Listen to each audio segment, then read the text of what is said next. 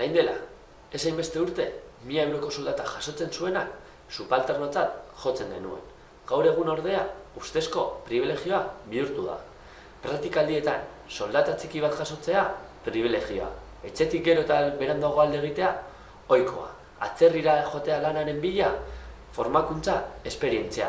Eta gazte eta ekintzailak ez bagara, gu gara gure egoeraren errudunak. Baina nor da benetan egoera honen erantzulea? Instituzioak, gazteok, Europar Batasuna edo sistema bera da beria. Gaur, saltzanen, gazteak eta prekarietatea izango dugu eztabaidagai. Herria pilpilan eta gu saltzan. Aurrera!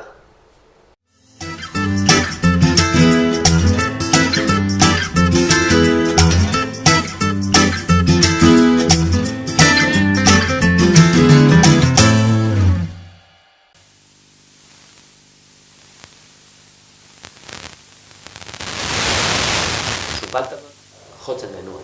Gaur egun ordea, ustezko privilegioa bihurtu da. Praktikaldietan, soldata txiki bat jasotzea, privilegioa. Etxetik gero eta berandago alde egitea, bila, formakuntza, esperientzia.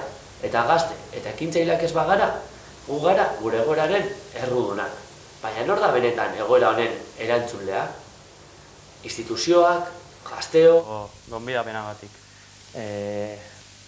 Koldoren ondoan, Inigo Arana dugu, enpresaria, lizentziatua, langabetua eta lehenengo aldia programan. Eskerrik asko etortzagatik. Eskerrik asko zuei, oportunitate hau zetagatik. Eskerrik asko. Eta aurrez aurre, Ander Ladoegoitia, bigarren aldiz programan, Ernaiko kidea, eskerrik etortzagatik. Esker zuei baita. Eta azkenik, Aritz Fano, Egiko kidea eta lehenengo aldia programa. Eskerrik asko etortzagatik. Eskerrik asko zuri, gonbidapenagatik. Eta, orain betiko lez egingo dugu minutuko araua, hau da. Gonbidatu bakoitzak edukiko du minutu bat hurrengo galderari erantzuteko. Eta, Koldorekin hasiko gara. Eta galderak hauesek dira.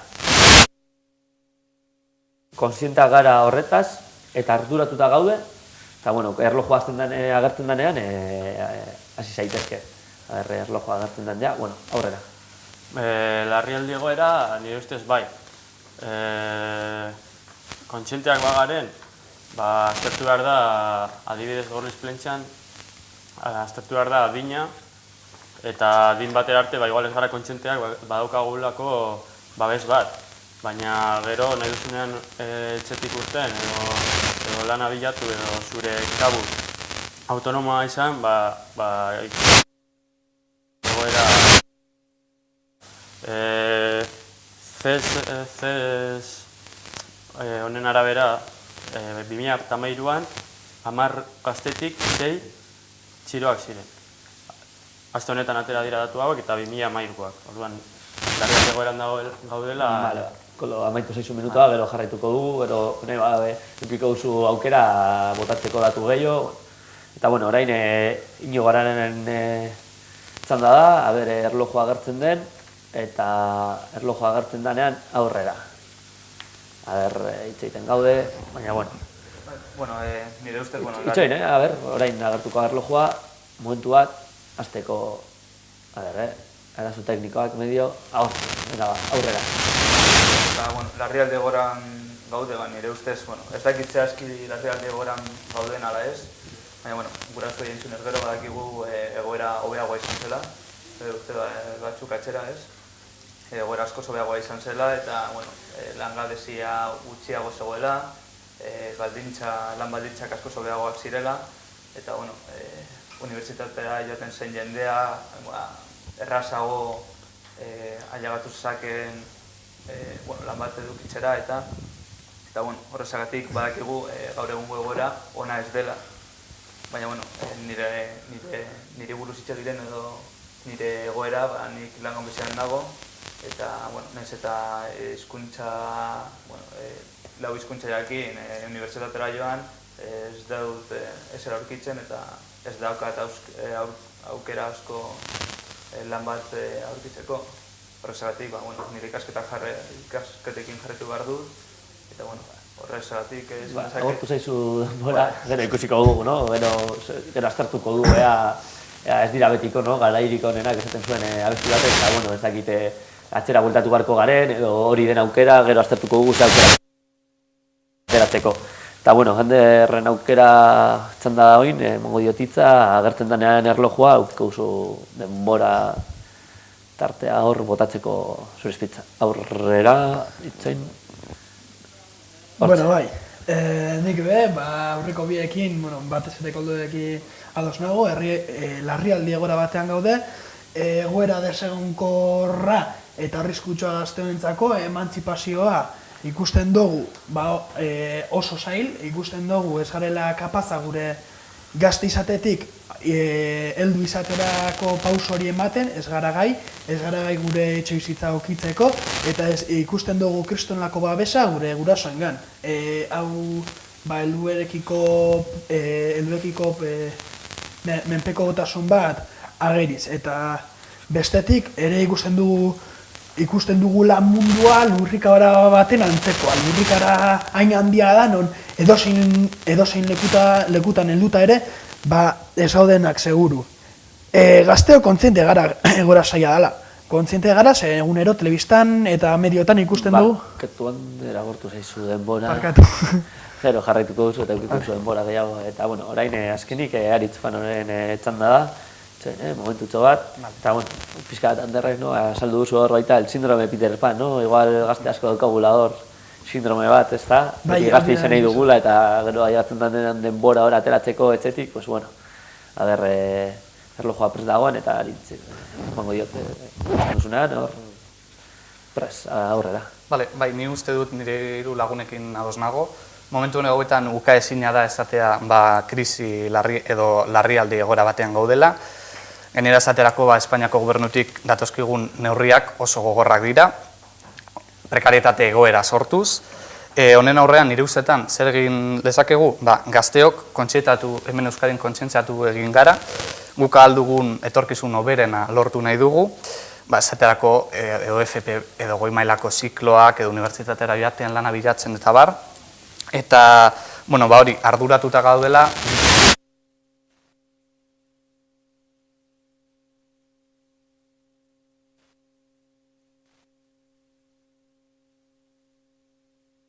Hori da, azkenan dago formakuntza iraunkur moduko bat. Ez duzu, nahi duzu zerbait izan, faltaz? Hori, Euskadin uste dut Espainia estatu mailan baina hobeago gaudela. Bale, perfecto, eskerrik asko ez duzu agurtu zure denbora.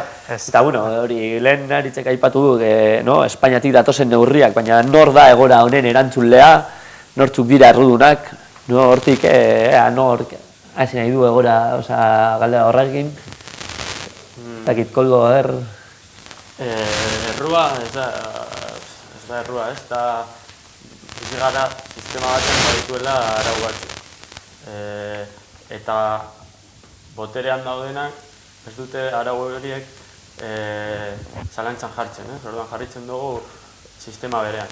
Sistema hori badago beti hasteko nahi du hasi, ez? Crecimiento. Eta nire ustez hori da arazo larriena, da sistemaren hori beti hasteko behar duen hori. Sistema bera dela... Sistema bera da, orduan, zer gertatzen da, beti igo nahi dugula eta ez dela posible. Ez da posible beti igotzen egotea. Orduan, helduko da momentu bat eta jaitsiko garela. Eta jaitsiko gara,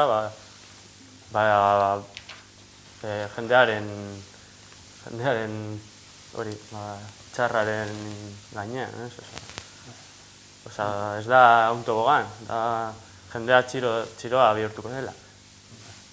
Horrein arte bizizan dako burbuja hori agortuko dela eta... Orduan nire ustez egin behar dena da mantendu.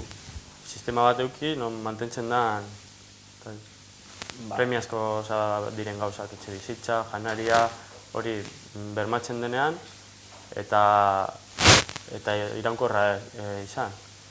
Zeo zer azten dena beti eta gero jaitsi behar dena.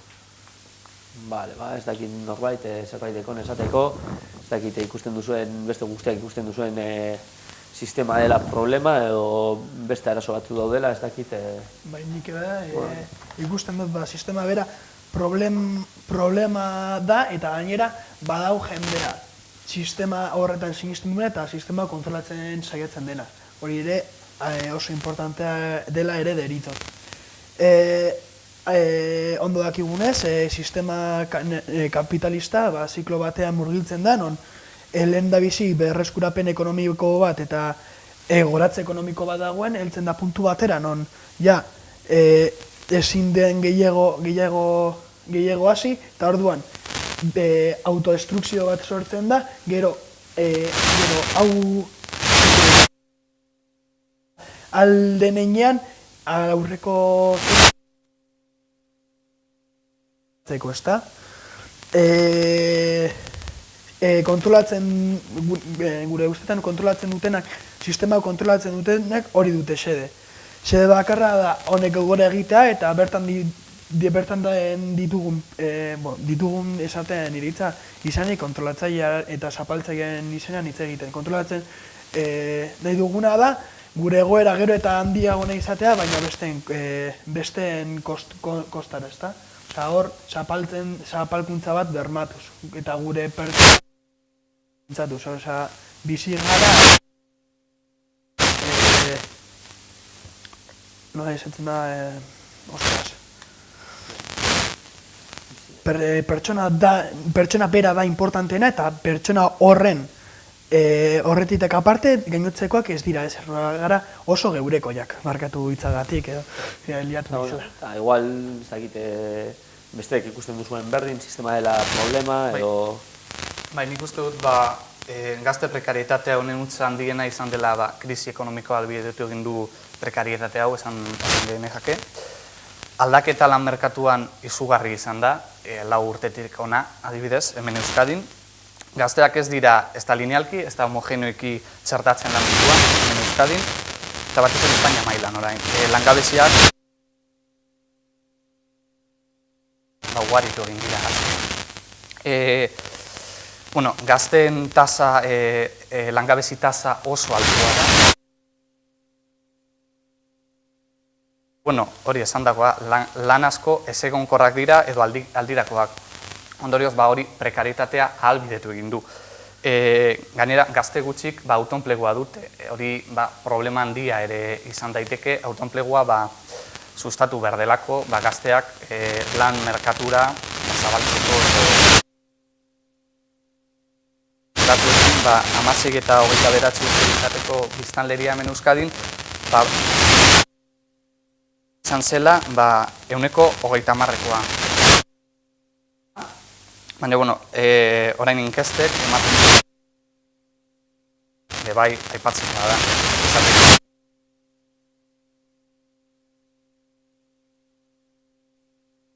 Edo nola baliatzen ikusi behar genituela, ze neurri dauden edo ze instituzioak edo entitateak ze neurrik hartu ditu. Pasituko dira. Sistema...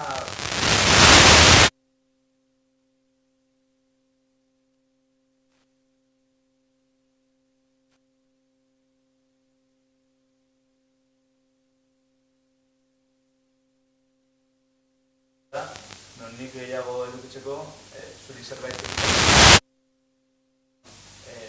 oso berekoiak edo gurekoiak nolako gara, hor arazo bat sortzen da, eta horrezagatik batzuetan egoera hauetara itzen da, ez? Bai. Aritzek esan dakoaren alusioetan, aipatu duzu prekaritatea krisiak sortu da dela? Ahalbidetu dela, bai. Ahalbidetu dela, ni izango dut ezetz. Prekarietatea momentu orotan dagoela. Bai lana daukagunean, pertsonal lana daukagunean, edo zero langabezia daukagunean ere, prekarietatea lana izan ez gero eta etxebizitza izan ez gero, hipoteka batek, seguru batek, eta ez dakizen bat errekisito indispensable horiek,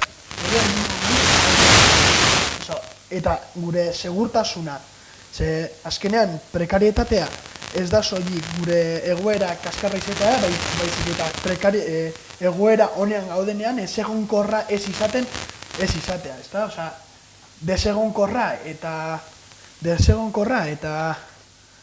eta segurtasun gabekoa den denaren egoerari deitzen diogu prekarietatea.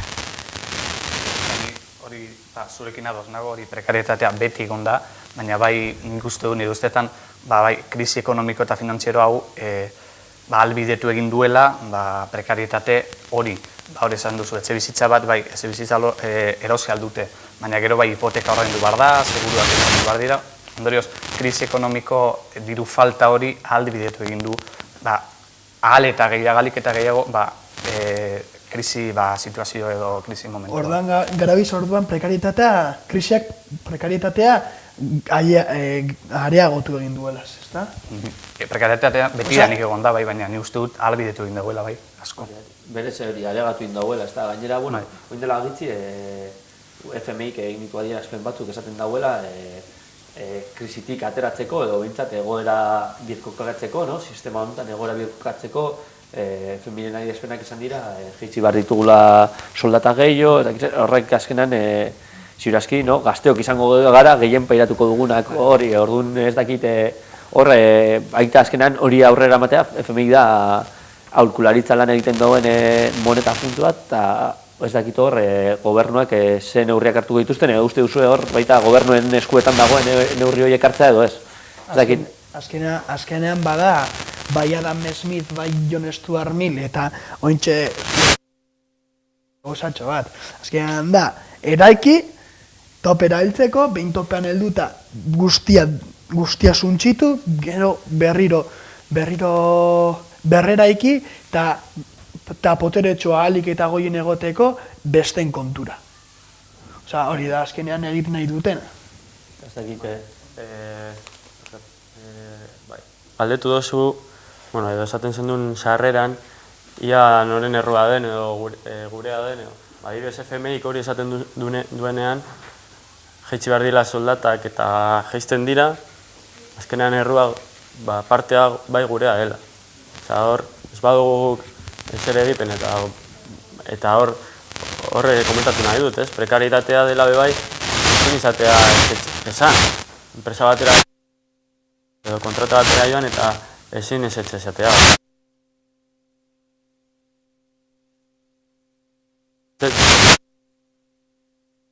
Hobelako, esaten dute jaitsi soldata.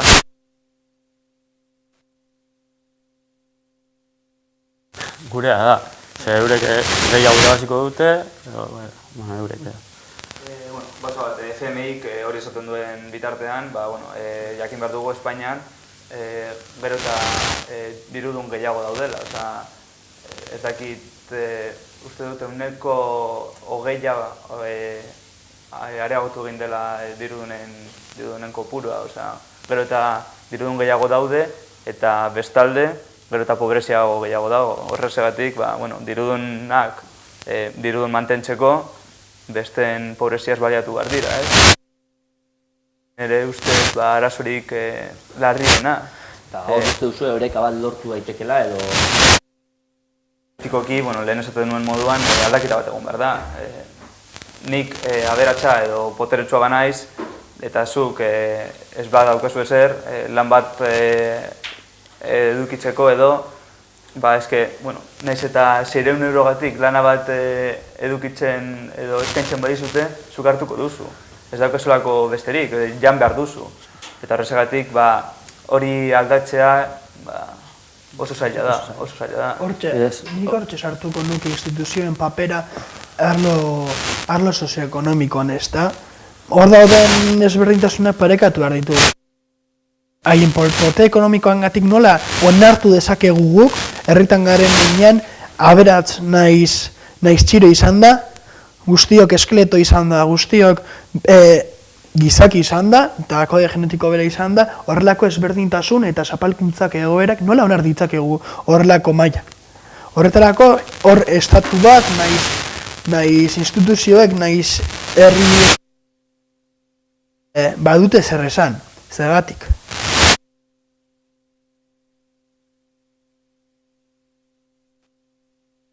aukera, baliabideak emango ditugu, eta baliabide horiek nondik ateko ditugu, gehien dituztenetik.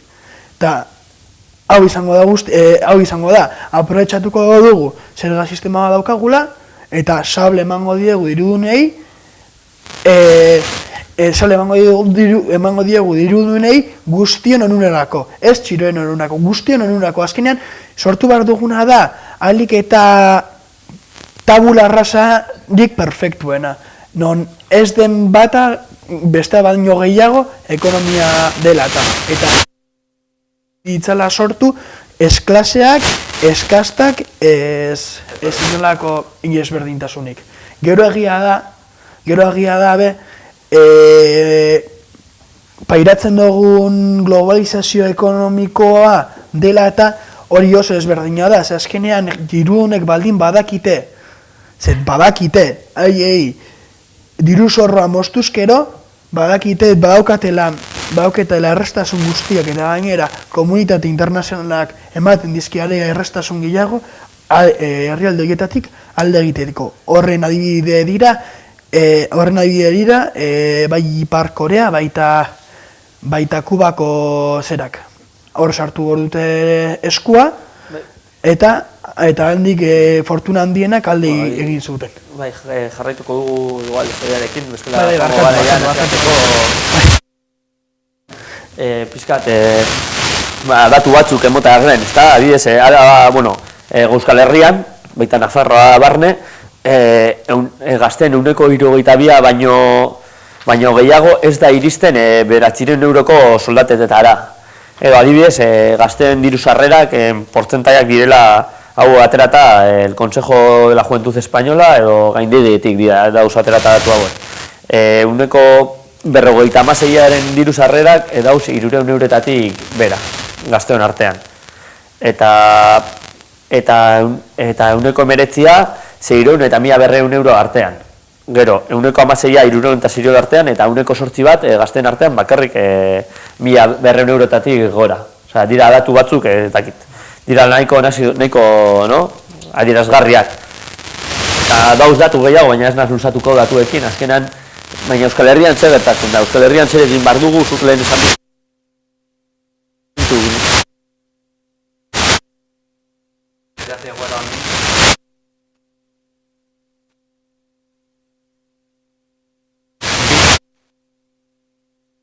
eta daude. Eusko Jaurlaritzak gazte enplegu sustapenerako programa bat abian jarri du, Euskadi 2020 esparru programa deitzen dena, eta programa hau dut tabla nahi baduzu ikusi, baina guztira 17 programa jarri dira martxan, hainbat aritzan, industriagintzan, alor guztietan, zerbitzuetan, aurrera eraman izateko programa hau eta enplegua sustatzeko gazten artean. Hau sede du bezala, 22.000 enpleguen sorrera aurten Euskadin, eta 6 milioiko euroko enplegu sustapenerako plana jarri du abian, erdia 3 milioi euroko gazten enplegua sustapenerako izango direna. Orduan, ni uste dut, aurre egin daiteke instituzioan implikazioarekin hori funtsa da nire ustez. Bestela, gazte prekarieteta hau ez da aurrera aterako. Uste dut, hori.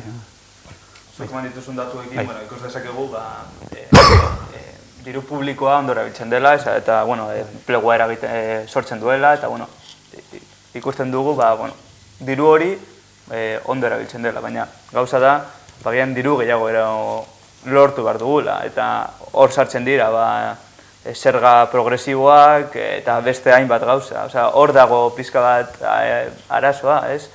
Agian daukagun diru publikoa ez dela nahikoa ditugun arazoa konpontzeko. Nire ustez, gure zerbitzu publikoak efizientak dira eta osasuna eta hezkuntza eta alakoak oso ondo erabiltzen dira, normalean. Baina, diru gehiago bartela. Koldo deko hitza. Komentatu da, autoenplegoa sustatu behar dela, eta gero bestaletik komentatu da, bebai, garela oso individualak, ez? Bizitzan edo zer gauzan.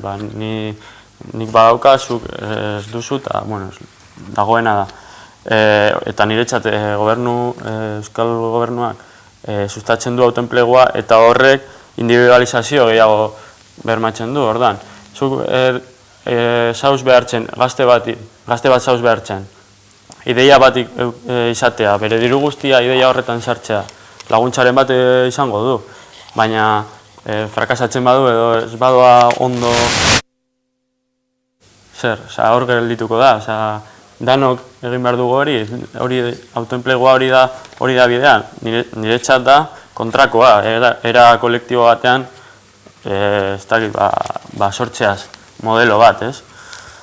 Eta gero, zerbitzu sozialak ondo erabiltzen dira, bueno, konparatuz beste herrialde batzuekin, segurazki baietz, baina ez dira zaintzen, nire ustez ez dira zaintzen, eta azkenengo urteetan ez dira zaindu. Daude beste inbertsio brutalak, beste gauza batzuetan, adibidez infrastruktura, nire ustez beharrezkoak ez diren infrastruktura batzuetan, eta murrizten da osasunetik, ez? Eta hori da joatea ospital batera edo ospital batean lan egiten duen pertsona batekin hitz egitea eta galdetzea, zer gertatzen da. Eta hor murriztu da. Eta kontrakoa egin behar da. Eta ez dago egiten, orduan, hitzak eta dirua sartzen dela eta enplegua sortuko dela eta... Bueno, itxoin, orain, pasako gara beste blokera, igual ikustera zenolako herri eredua nahi dugun, no? Osea, pixka bat, aztertu dugu orokorki nola dagoen egoera, baina guazen ikustera, zenolako herri eredua nahi dugun, eta bizi garen herri eredu hontan dauden, nire ustez, hori ikusten dugu, daudela bi arazo nagusi gazteon artean. Bat dela etxebizitza eta bestea lana. Bi arazo horiek, baita ez dira plentzikoa baitu berezitasun batzuk, plentzia bai gorlizek, baitu berezitasun batzuk horrek arogotzen dutena. Orduan, guazen ikustera, ez da, pixkat, uste duzue gaur egungo herri eredua egokia den. Eta ze puntaino horrek arogotzen du gazte prekarietatea. Ez dakite nork hasi nahi doen. Bale, ber. Eta batez ere etxebizitzetatik hasiko naz. Plentzia eta Gorliz batera hartuta, 7.000 bizileku daude eta 1.000 utzik daude. 1.000 bizileku utzik daude. Nire uste dut, hartuta igual, umeak enduta eta gazte umeak enduta, nik uste etxe bizitza gehiago dauzela gazteak baino. Eta zera da txarrena bizileku etxe bizitza hauek, normalean dauzela egina begiratuta bigarren bizitza izatera. Hau problema larria deritzot. Non dago, ez dakit, gu herrian VP horik aldakagu? Zelako mailakoak dira VP horiek? Ez dakit, osea, bakarrik esatea, inbeste etxe bizitza pribatu eta mota horretako etxe bizitzara bultatzen badugu eta gure helburua baldin bada. Behar direla UPO gehiago, edo dauden etxe hutzak berreskuratu? Biak, behar dira UPOak eta posiblea baldin bada 1.000 etxe horietatik hasi. Lehen da bizi lortu behar duguna da etxe bizitza eremu pribatu lez, zera pribatu ez ulertzen badugu, azkenean hori lehen hitz egin dugun norgehiagoka horretan eta uno tiene más, besteak gitxeago deko, borroka horretan sartu egiten gara, horren soluzioa izan daiteke, estandin hori akatzea eta azkenean pertsona normal baten lez, pertsona arrasa baten lez, etxe bizitza hori, estatuari alokatzea. Eta, estatuari, instituzioari alokatzea. Ni berarekin ados nagoia esan duen guztiarekin. 4.000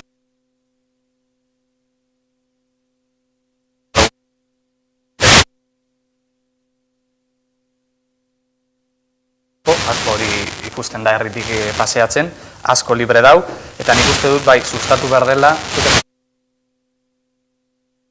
eraikuntza eta batez ere etxebizitza sozialen eraikuntza. Gure herriko familia asko dauz batzuk, eta baina asko dauz momentu honetan larrialdi egoeratan ikusten da, eta haiek esaten dute. Barkatu haritz, zuari zara ebe udatiarrak kontu hartu dituz udatiarrak. Ni esan dutzen 1000 utxik. Osea, ez udatiarrik, ez alokairurik, ez ezer, osea, 1000 dauzela hor, tak, paisaje modu nitxe. Jarraitu, bakarri da hori komentario egitea, zimaz. Bale, hori nik uste dut sustatu behar dela eraikuntza, edota, lanbiderekin ikusi daiteke instituzio modun, 1000 etxe bizitza hori segurazki guztiak ez direla betetzen. Udan, ez da neguan, ikusi altzen, proposamen bat egitea, ia lanbiderekin alokatzea hori bibienda sozialak izateko, eta hori ideia bada eta proposamen bada. Beste proposamen bada, bai hori, erabiltzea bibienda sozial moduan, baina udaletxeak bere alor sozialetatik administratzea bibienda horiek erabilgarriak izateko herriko jendearentzako. Herriko familia prekarietatean daudela. Ni uste dut, egin behar zela eta etxe bizitzetan gehiago sartu behar ginela, bai. Zuek uste duzu, igual, eraiki behar dela gehiago, zein den egiten bidea etxe bizitzaren arazoarekin amaitzeko, ez dakite... Itxemen koldo. Lehenengo komentatu nahi nuke, hori zure galderari erantzuteko, herri honen modelo ekonomikoa, zein dan eta zelan, eta hori, da, udan lana dago, denboraldikoa, hori da niretzat prekaritatea bai, kontraturik gabekoa kasu askotan, soldata txikiak, eta gero herria ez da kapasa neguan zehar beste gauzekin bizitzeko, ez? Eta nire ustez hori da aldatu behar den modeloa, bai, udan egon daiteke ondartza, egon daitezke zerbitzuak, baina egon behar da, ez dakit, hori, bizitza soziala, egon behar da nekazaritza, sektore, beharrezko sektoreak, ez? Guk behar dugu janaria, ez dakit, hemen produzitzea, ez ekartzea Almeriatik, eta beste hainbat gauza. Eta azkenean bizi gara, ea nore etortzen dan domekan. Eta nire txatori da prekaritatea eta ez da modelo eraginkor bat bizitzeko, vamos. Eta etxe bizitzaren inguruan, esan dutena ados, baina ezin da eraiki gehiago. Ez da bideragarria. Esan duten, ez dut errepikatu esan dutena, ez da bideragarria eta dakigu zergatik. Nire ustez ere hartu dezakegun, ados nago zuek esandakoarekin, baina hartu dezakegun neurri bat eta oso eraginkorra izango zena da zerga gehiago erabiltzea, hau da, zuk bigarren etxe bizitza bat badaukazu, ez baduzu etxe bizitza hori alokatzen, zerga gehiago jartzea pertsona horiei, ez? Bigarren etxe bizitzak dituzten pertsonei zergak igo, ez? Utzik badaukazu, alokatzen baduzu, ez. Horrekin sartzen gara zer da utzik izatea. 556 egunetik 20 egotea da utzik egotea, edo urte erdia soilik egotea da utzik egotea, hor ere baromo bat dago eta... Utzik egotean ere ustez, 2 hilabetez etxe horretan ez badago inor, adibidez, derrigortzea, alokatzera edo bestela zergak igotzea. Baina alokatzea derrigortzera, agian zailagoa da, ez? Eta, hor lan gehiago egin behar da, baina zergak igotzea errazagoa izango litzateke eta eraginkorra izango litzateke. Azken baina presio da. Momentuak koldo barkatu, gero jarraituko dugu eztabaida horrekin, zine ustez nahiko interesgarria da, azkenean ze puntutaraino jabego pribatua bermatu behar den, edo jabego pribatua baita jabego pribatuan eskua sartu aldugun. Orduan gero jarraituko dugu, no? Azkenean el debate de fondo hori izango zen. Orain pasatuko gara mikrokalera eta jaso ditugu Plentziako gazte desberdinen iritziak gazte prekaritatean inguruan eta guazen ikustera, hori Plentziako gazte horiek zer esaten duten. Uste dut ez garela kontziente arazo honetaz, uste dut oso larria dela eta ikusten dugunez herriko gazteak ez daukagu lanik eta dauzkagun lanak direz oso txarrak eta txarto ordainduak daude. Niri iruditzen zait gazte prekaritatea oso arazo larria dela. Azteko gazteen 50% lanik ez edukitzea ja prekaritate puntu oso importantea da. Da hortik aurrera lan finko bat edukitzea ametsutsa da. Da hortik aurrera iruditzen zait gazteak ez garela horretaz erabat kontziente, ziurrenik gure gurasoek lortutako garaipenetaz bizi gara ondino ere, eta asko mugitu beharko genuke, orain arte eduki ditugun eskubideak mantentzeko eta beste batzu berreskuratzeko. Momentu honetan ikusita nire alboan dagoena, lagunekin eta hori, bai ez. Ez da lanik agertzen eta beti lonjan zauturta daude, así que bai, ni sorte eduki duten, dendan egoteaz, baina bai.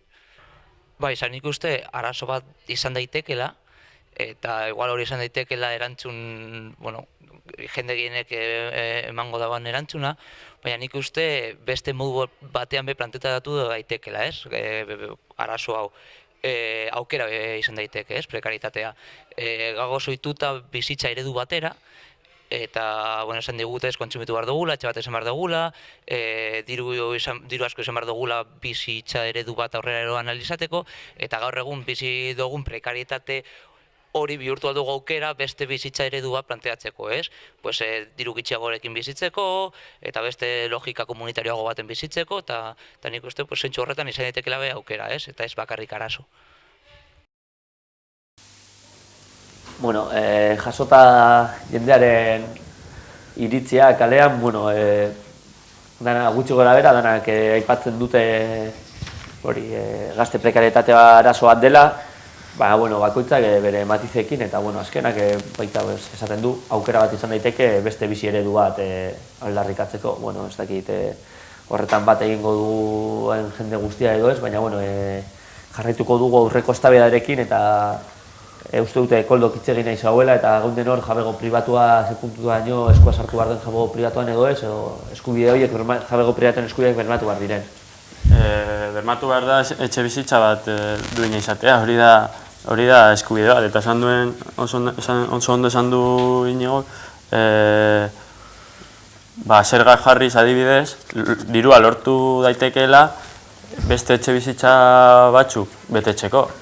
Nik baditut bi etxe bizitza, eta gobernuak alokatzen dit, edo erosten dit pisu hori, eta gero alkiler soziala bihurtzea, ez? Orduan horrek zer egingo luke gai, beste alokairuak jaistea.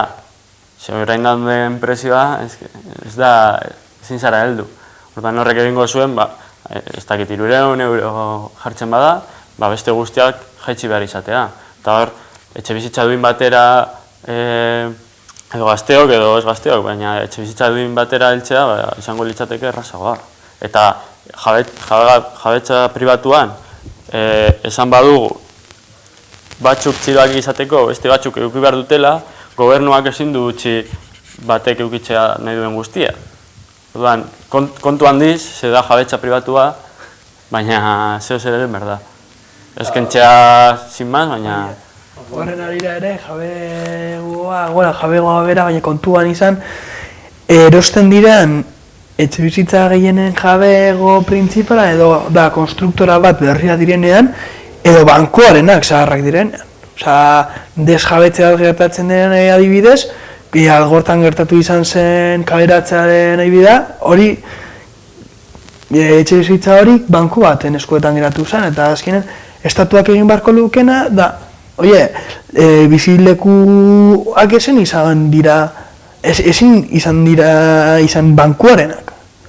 Azkenean etxe bizitza edonork izan behar duelako, eta horri etxe bizitza izatera guztiok aukera izan beharko dugulako, eta bestetik horreko osterat zu kriston dirutza egiten zabizelako, eta enpresa pribatua zara, dituzu zure bazkide bi poiek, eta horiek dauz irabazten la letxe. Eta... hori da. Hori da. Plentzen daukagu... azkenean hemen baita alokairu zuzela bultzatu daiteke, ez dakite danak etorriko diren bat horregaz, baina dago beste arazo bat dela uda. Azkenean, jende askok nahiago duela alokatzea, bakarrik udan urte osoan alokatu beharrean. Hor daukago arazo bat, azkenean gure bizi garen herri hontan, batez ere bizitza herriak deko bizitza udan zehar, orduan, nola aldatu daiteke hori? Zer egin behar da hori aldatzeko? Arazo hori konpontzeko neurri bat, adibidez, izan daiteko hori zer gena. Ez bat duzu nahi urte osoan zehar alokatu, hilabetero, ordaindu behar duzu, 200 euro adibidez. Eta horrela izan daiteke neurri hon bat, hori, etxe hori utxik ezaguteko, ez? Inork ez du nahi dirua galtzen egon urte osoan. Nik uste dut zergen hori kontua begirata, uste dut zergen aplikazioa beste erabatean ikusi aldaiteke. Adibidez, udal zergak erabiltzea ez orain, ez orain errepartituta dago moduan, adibidez, zerga gehiago ez jarri, baina zergak hobeto distribuitu, erabili hobeto, hori esan duguna, bibinda sozialetarako, etxe bizitza sozialetarako, edo eta herriko behar sozialak ez areagotzeko eta laguntzeko, albitzeko laguntzen. Baina gauden egoeran, uste dut zaila izango litzatekela, hemendik kentzea beste gauza bateri emateko zen eta daukaguna oso gutxi da, eta gian kendu behar diogu hezkuntzari edo osasunari. Edo abiadura handiko trenari, adibidez. Edo aeroportu ez? Hori da, edo aeroportu hor dago, esaten zaigu, gaudela txartu eta ezin dela kendu dirua beste leku batxutatik eta gezurra da. Lortu daiteke dirua, gelditzen infrastruktura handiak, adibidez, abiadura handiko trena. Dela, nire ustez, beharrezko da ez den gauza bat eta dagoela sartuta hor, pertsona bakoitzeko, adibun nagusik pertsona bakoitzeko 5.000 euro ingur, edo lako zeusak. Gero hor beste kontua da, ezagite komentatzea baita hori jabegori eskua sartu ez, edo behartzea jendeari alokatzea. Hori ze puntutaren ikusten duzu, behartu behar dela, jendeari alokatzea. Nik uste dut azkenean behartu beharko dela, behartuko beharko dela, azkenean da erabakarra, nire ustez dela erabakarra guztiok izateko etxe bizitza bat duina eta presio hon batean, ez da? Igual, ez da gure izango, funtsan ez da gure izango, eta ez da izango, orain arte mantendu dan tradizio hori ez da mantenduko, izango da estatuarena, baina azkenean guztioi ematen digu aukera, era errezago batean etxe bizitza lortzeko. Eta, baita beste arazo bat, lehen ahaztu zait komentatzea, beste arazoa da, udaletxetik baita beti ez dagoela eskuduntza daukate instituzio batzuk, orduan hor nola egin barko litzateken hori, ez dakit nola ikusten duzuen. Nik uste dut hori, behartu agian, estremo horretara ez da ideatu behar, baina proposatu zu duzu etxe bizitza bat, urte osoan 8 hilabeteetan utzik dago, eta lanbiderekin, udaletxarekin edo instituzio batekin, negoziatu hori alokatzen dizut, kantitate zenbaten truke edo, eta herriko jende behar duen jendea edukitzeko etxe bizitza bat, 8 hilabetetan 10 edo 12 kasura. Nire ez nago derrigortzaren alde, eta pizka bat, aukerak izan behar dira, ez? Aukera bat izango txerreke hori, edo zerga asko ordaintzea, edo bestela, beste aukera batzuk daukagu, ez? Edo, dirua ere lortzea, alokatuz, etxea. Horrezagatik, derrigortzea agian gehiagizkoa da, baina, beste bide batzuekin heldu dezakegu, etxe bizitza gehiago eskaintzera, alokairu gehiago eskaintzera, eta horrekin ere, koltok esaten duen moduan, presioa jaisten da. Hori ekonomiaren oinarrizko gauza bat da, ez? Eskaintza gehiagorekin, edo... Supuestamente. Baina, normalean horrela izaten da, ez? Eskaintza gehiagoa daukagu, presioak derantxa egiten dute, ez? Eta zergak jarriz, egiten duzu jendeak ez animatzea erostera espekulatzeko. Ze gaur egun, edo zer gauza egin dezakezu etxe bizitza batekin. Orduan, erosiko dirua daukadalako. Eta, alokatzea, udan bakarria kriston dirutza, ordaindu behar baduzu, esango duzu, pentsatuko dut hobeto, ez? Eta ez da hain errez negozio bat bihurtuko. Eta hemen Espainiar estatuan daukagun arazo bat da, botere politikoak edo politikoak bitariko askok dauzkatela.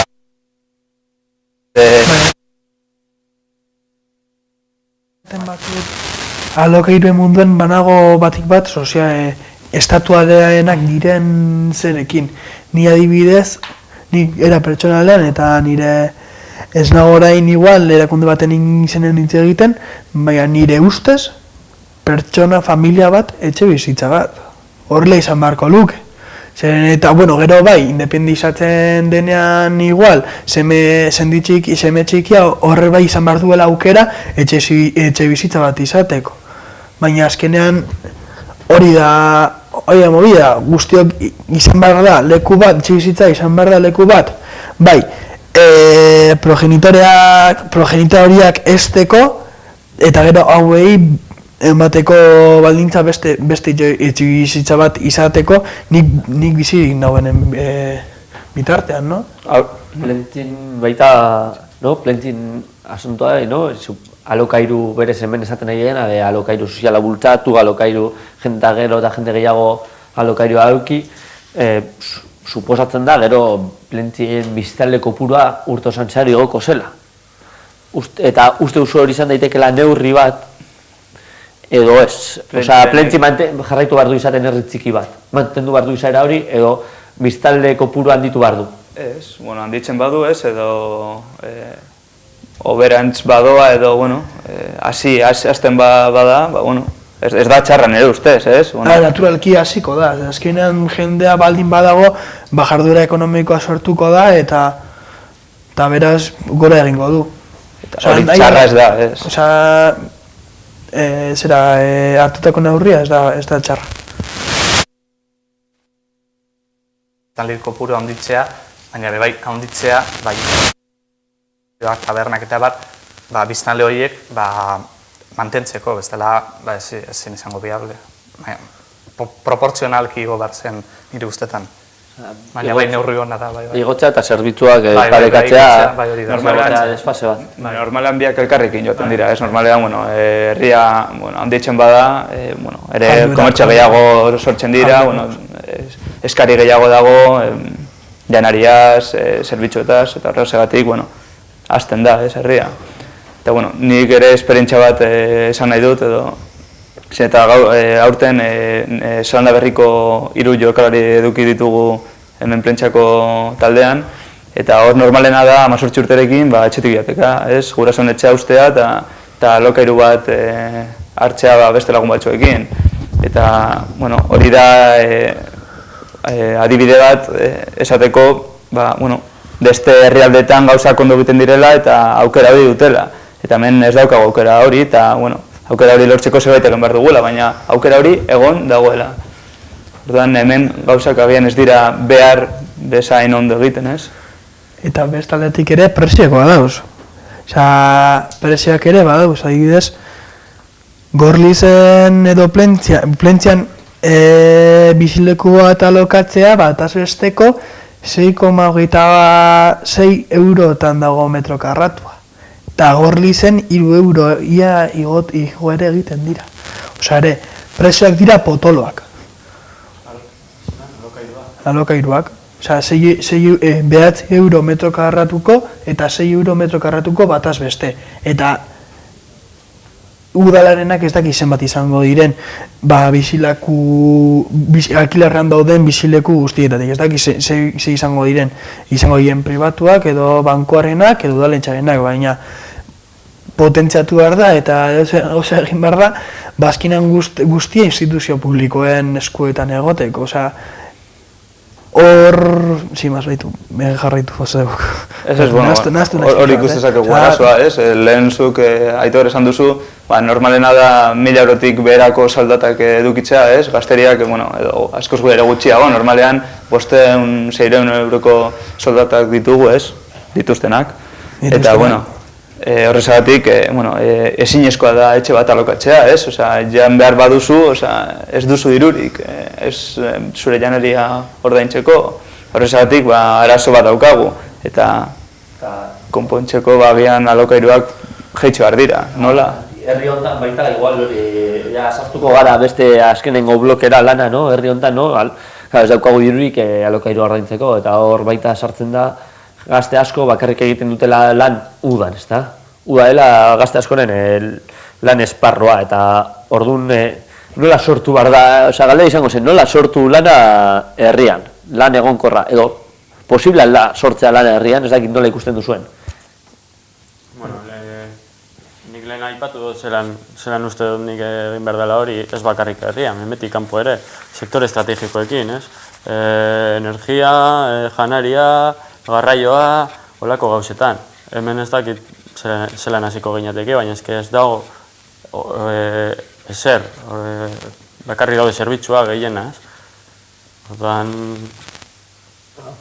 aldatu beharrekoa da guztia.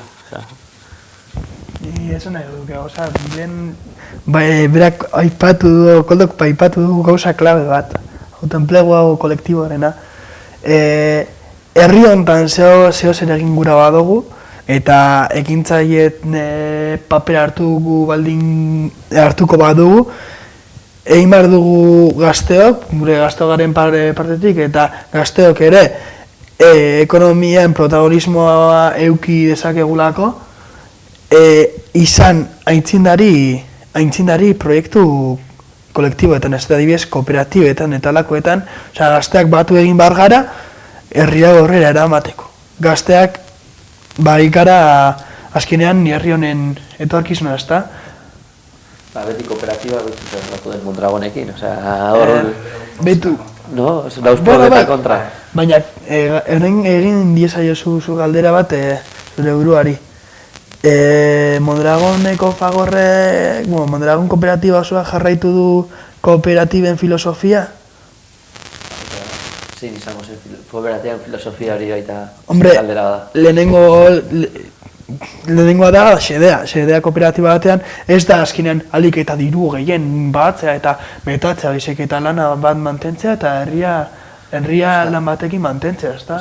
Zure, zenen proposatzen duzuna herri kooperatibo bat osatzea, ez dakite hori ikusten den beste guztiak ikusten duten. Bai, herri kooperatibo bat, baina ekimez berdin eta ez bakarrik igual, plentzea gara, pagaukagu itxasoa, bale, egingo dugu makrokooperatiba bat arrantzala, ez, hori dut esan nahi. Herrian jardungo dugu, gure herriarentzat, baina era kolektiboan jardungo dugu. Batzu dauzela PTB-en, era kolektiboan jardungo dute. Ez haiek izango dira, haien enpresaren ez dute saiatuko dira inorrez menpean egoten, eta saiatuko dira inorrez menperatzen. Gero. Jarraituko gugu estekin, que bestela luzatzen ari asko eta beste aita partartu nahi dute, ez da gitaritze aspaldin ez dela itxegin. Bai, ne uste dut, plentziak duen utzarik handiena da, komertziotan eta tabernetan eta barretan, plentziako jendea batez ere udan ez dela kontratatzen bertoko jendea, plentziako jendea etortzen, bertokoa bai, herrikoa esaten dut, etortzen dira beste herrietatik edo eta bertan. Ni uste dut, bai sustatu bar dela herriaren marka edo logoa, herriko jendea kontratatzen. Adibidez, gure herrian lan poltsa bat dau, gaztean esaten den bezala, bolsa de parados y paradas, lan poltsa bat dau, eta adibidez, udalak orain hasi da, baina orain arte ez du egin ezer lan poltsa horri, bultzatzeko herriko langabezi dun pertsonak, herriko lanpostuetan edo udal lanpostuetan, adibidez, parkineko asistentea edo boteroa edo eta bar, kontratatzen uste dut herriko jendea gauza horietan kontratatu behar zen. Herria aurrera izateko herriko jendearekin. Uste duzu hori udaletxetik ez dela egin nahikoa orain arte edo? Bai, orain hasi dela sustatzen hori, uste dut. Ni lan boltsa hori gure herriko lagunak direla eta auzokideak eta haiei kontratatu behar zirela gure herrian aurrera ateratzeko gure herria.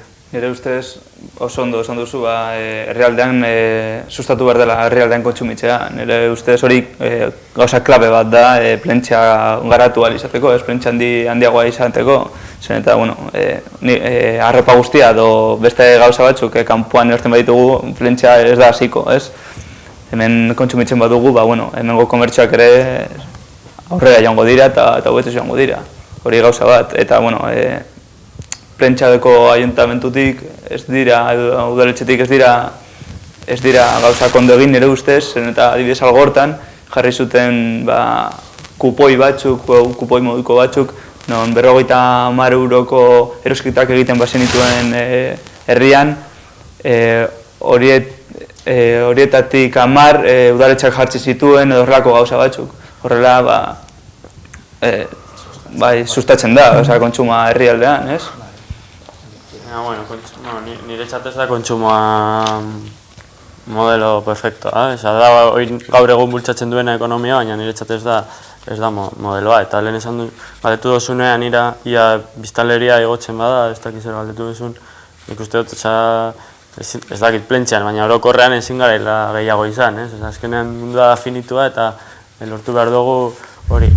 Egonkortasun bat, bai biztanleria, bai modelo ekonomikoan eta era kooperatiboan lan egin, adibidez arropa erosterakoan, jo que zein dago koopera hau hartzen duela erabilitako arropa eta saltzen du gero garbitu eta konpondu ostean. Hori adibidez, ez dakit modeloa badan, baina behintzat ez da, berrera biltzen da hemengo erropa, sortzen dira lanpostuak, bai erroparekin egin daiteke eta beste gauza batzuekin. Eta bakoitza dakizkien gauzak herrirako erabili. Adibidez, PTB mugitzen zarionek, adibidez herrirako lan egin. Nik badakite ez dakize sektoreari buruz, azkenean nago enpresa batean lan egiten, ez dakit noren txako, berak dirua irabaz dezan, eta azkenean igual hobe izango zen herritik ezetetxea eta hemen laguntzea. Eta, ja, eztabaida bukatzen juteko, hori galdetu nahi nuen, aipatu da, apur bat, herrian, kontsumitu behar dela, herriko jendea kontratatu behar dela, baina asuntoa da, hori, azkenean, batzutan 3 hilabeterako bakarrik dela, eta hor, arazo bat dago, ez da, 3 hilabete jendea dago lanean, baina gero 10 ez, orduan, 9 ez, markatu. Eta hor ez dakite hori arazo moduan ikusten duzuen, eta zer egin daiteke horren aurka. Horri aurre egiteko, ez dakite neurriren bat ikusten duzue horri aurre egiteko. Ez dakite hori bultzatzea jende gehiago bizitza, orduan horrek suposatuko zuen, jendea kontsumitzea 12 hilabetez, eta ez edo kontsumeredua kolok esan dugu, aldatu behar dela, esakin nola ikusten duzuen. Baina ikusi dezakegu, kontsumarekin lotura duela, ez? Gero eta gehiago kontsumitzen bada hemen plentxean, lanpostu gehiago sortuko dira, edo lanpostu horiek, udan erabiltzen diren lanpostu horiek, luzatu gengo direla, ez? Hori partxak dira, nire uste. Bai, egia, hori partxak dira. Partxak dira, azkenean luzatzen duzu, dana dira lanpostu fiktizioak, ez? Gertatzen da diruarekin bezala, ez? Da fiktizioa azkenean bankoan mugitzen den dirua, partxe hori dira niretzat, nire ustez, fiktizioak, orduan. Beharrezko gauzak mugitzen badituzu ez da fiktizioa, janaria behar duzu. Hor sortzen badira lanpostuak ez dira fiktizioak. Arropa behar duzu, etxe bizitza behar duzu. Hor mugitzen bada gauza. Baina fiktizioak ara ez, lanpostuak dira, ez? Horrela luzatu dezakegu, ez dakite hori... Horrekin zer lortzen duzu, ere motatako lanpostu lortzen dituzu. Lortuko duzu kontratu mugagabe bat herriko enpresa baten? Ez dut uste. Ez dut uste, zein herriko enpresa hori ere badago era semiprekario batean. Gaur egun eredu kapitalistak hori bultzatzen du eta horretan oinarritzen da. Ni normalean hilara baten noanean eta zinemarako kartelera noanean eta bultatzen diatenean aurrera juteko, batean esaten badut, ni ez dut zinemara jure, nahi, zeratik jarraitu behar dut hilera, zeratik jokatu behar dugu kapitalismoaren jokuan. honek esigiten digulako, jakinda gainera gure modelo propioa eta denon arteko zeo zer elkarra ezagutzeko, ni igual, herriko jendea ezagutzen ez duena da, baina beste modelo ekonomiko baten? Dago beste modelo ekonomikorik, hori da galdera, hor da arazoa. Horre, eztabaida honen funtsan azkenean da, nik uste, badagoen beste eredu ekonomikorik, edo ez, hau da eredu ekonomiko bakarra. Azkenean gertatzen dena da, konformatzen garela dagoenarekin, prekaritatea kriston, da oso larria nire ustez, lehen 1.000 euro irabaztea zan normalena eta oin lujua da, eta jartzen dugu zalantzan ia beste eredu ekonomiko bat badagoen, hau existitzen da, baina ezke... Beste sor dezake. Baina gian batek, aurkeztu behar du modelo ekonomiko berri bat, eta esan, hau funtzionatu dezake edo ez, edo, baina... Azkenan da eskuntza, ez? Gauz dituta modelo batera, eta nahiz eta prekaritatea oso handia izan, badirudi ez dugula aldatu nahi, beldura daukagula aldatzera. Nire ustez ere larrialdiak ere onak dira, hori aldaketak sustatzeko eta suspertzeko, ez? Egia esan, ia askotan bota dut, ni buruak sortutako beste bajea da, zeratik aprobetxatu behar ditugu egoera latzak aldaketak egiteko. Eta hor sartzen gara pertsona eta gizakien etikan ere,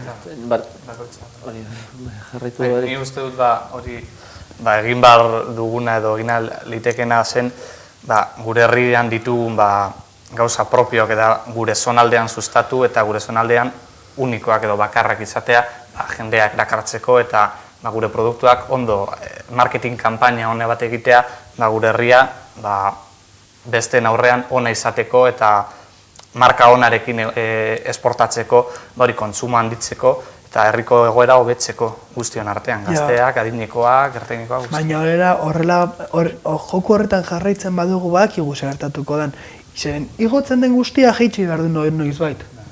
Eta azkenean, gero gure marka supertxatxi hori plentziako subia eta itxasontzi horri, azkenean ere jauzi gaiteke. Baina poliki igotzen bada, bagian, jaistera hori edo jaisten denean ez da oso larria izango edo, pizka eta ulagoa izango da, ez dakit. Nire dudak ditut.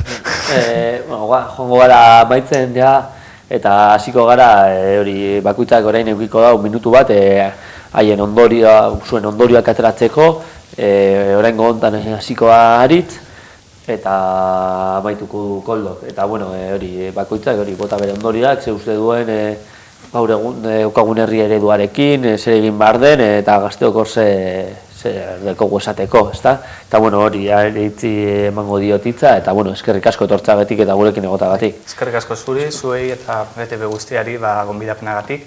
Eta lehenengo ni ondorio globala atera dut gazte prekaritatea dagoela, gazte langabezi handia dagoela eta nire ondorio generala edo globala izan daiteke orokorra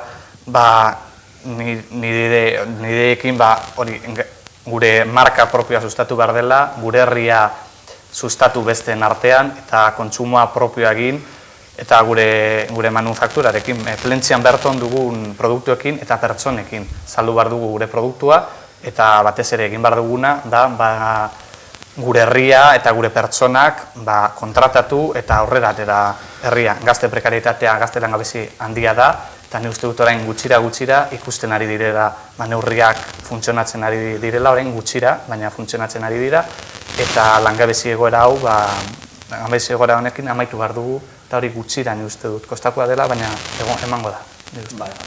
Eskerrik asko. Orain Anderri emango diote hitza, eskerrik asko egotagatik berriz ere gurekin eta bota alduz ondorioak, itxoin momentu bat, erlojoa jartzen den hor, eta... Eskertzen dizuet. Orain, aurrera. Eta esatea bakarrik, merkatu zentrismonetatik irten behar dugula, animatzen dugula gazteri guztia esaten sistema hau egiten duen gauza da gurpilari bueltak eman, igoko gara, baina berriro ere miseriara bueltatuko gara, Eta esate hori, gazteria antolatu behar garela, kooperatibak egingo behar ditu, aldarrikatu behar dugula gure bizilekoa, aldarrikatu behar dugula herri honetan ere ahotsa dugula, eta herri horretan erabakiak ere hartu ditzakegula, gazte izan garenetik, eta hori, animatzea gaztei antolatzera. Apasuek. Vale, eskerrik asko, Ander. Eta, bueno, Inigori dagokioren hitza, eta, bueno, baita eskerrik asko egotagatik gurekin, no? Eskerrik asko zuri ere, Aitor, eta, bueno, guzti hori. Eta, bueno, esan nahiko nuke, nik gauza bat edo tema bat atera nahi diot udaletxari, eta da, adibidez, Palas edo beste eraikin bat, hemen herrian dauden beste eraikin batzuei, gauz erabiltzea, eraikin hauek ez egotea hutsik eta zerbait egitea horiekin, horrela herria hobetuko duela, lanpostuak sortuko direla eta gauzak hobeak izango direla. Eta ere, alokairuekin eta etxe huts hauekin ere zerbait egitea, beren eskuetan dagoelako eta gauzak egin aldirelako. Gauza da pauso bat ematea aurrera eta gauza hauek pizkanaka lantzea eta konpontzea. Hori da, esan nahiko nukeen guztia. Bale, ez duz agurtu zure minutua, baina, orain, eta azkenik Koldori dagokio hitza, eskerrik asko egotagatik gurekin. Eskerrik asko zuei, eta nik esan nahiko nukeena da, ez sinesteko, gaztei esan nahiko nieke, ez sinesteko esaten digutena krisitik irtengo garela eta prekarietatea gero eta handiago dela, soldatak oso basuak direla, ni lanean nago eta azkenean egiten dena da, langile batek lan gehiago, 8 ordu baino gehiago egiten ditu lan egunero, eta azkenean ez dira lanpostuak sortzen, eta pena da, gazteak joan behar izatea kanpora, eta hori, lehen esan dudan moduan, errua da sistemarena dela, eta hasi behar garela antolatzen taldeka, kooperatiboki, guztio batera, eta eredu honetatik irtetzeko. Eskerrik asko, eta eskerrik asko guztioi, baita eskerrak emotea, hor teknikaritza lana egon den jende guztiari, baita hor tuiteatzen egon den jendeari, eztabaida tuiteatzen posible egin duen guztiari, baita tabernei eztabaida zuzenean jarraitzeagatik. Eta azkenik komentatzea, hurrengo eztabaida izango dela plentzia eta hau da. Honekin badeko zirikusia, baina eukiko ditugu gonbidatu bereziak, izango da, uztailaren 30an, eta bertan egongo da Kaiederreko zuzendaria, turismoko zinegotzia, udaterrenen bat, turismo bulegoko langile hoia, egongo da saltzan luzerako eztabaida horretan baita ere. Eta besterik gabe, gabon guztioi.